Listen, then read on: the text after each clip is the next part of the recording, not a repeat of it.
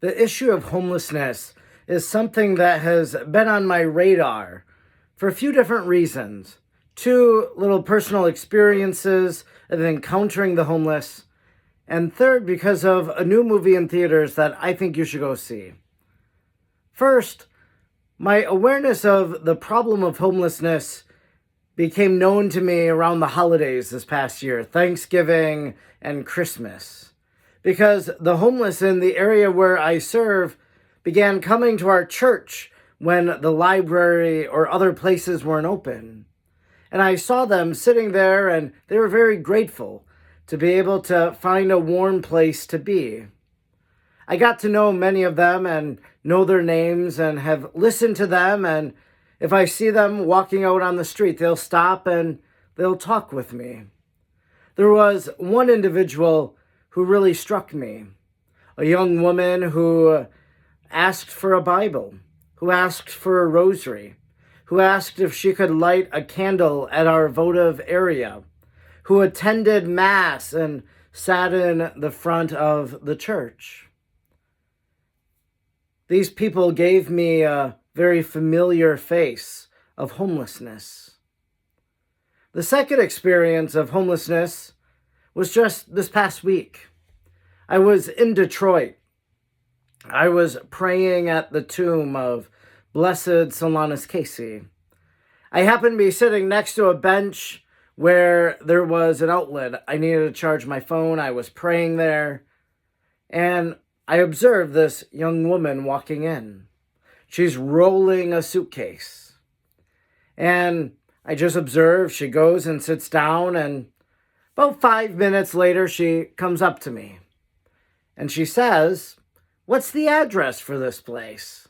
I knew it was Mount Elliott Street, but I didn't know the number, so I looked it up. I told her, and I said to her, "I'm going to be calling for a Lyft or an Uber, so if you need a ride to the airport, we could just share that ride if you want."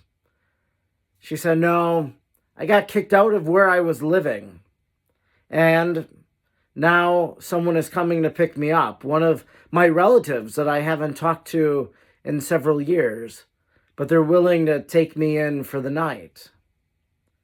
That was a real face of homelessness, realizing that sometimes homelessness happens and a person doesn't want it, and it just befalls them. There's a new movie in theaters. It's called No Address, and it really has brought home the crisis of homelessness to me. Kind of that adage that people are just one thing away from being homeless. The movie, which is a dramatization, a story of different characters and such, features, for example, a young 18-year-old girl who was in foster care. And after she graduated, her foster family kicked her to the curb and put her belongings in a bag. And so she was homeless. She had no address. Others are veterans. Others were driven away by their family. And others become homeless because of some poor decisions they made. Homelessness is a real problem. And I think the movie No Address helps us to realize, and maybe even it squashes some of the stigmas associated with homelessness. That they're mentally ill people, that they're lazy, and all these other things.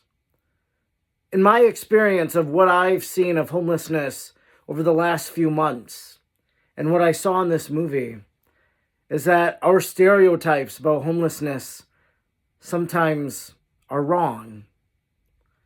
And we must look at that homeless individual and see Christ in them and see them as a person with dignity and to see how we can help them. If there's something that the movie No Address does, I think it shows us the problem and it calls us to action to do something about that problem. Maybe it's volunteering at a homeless shelter or giving something, giving food or other items that they might need. You know, one of the takeaways that I had from that experience in Detroit or from the movie itself. If I became homeless tomorrow, what are the few possessions that I would put in a suitcase and I would lug around and bring with me?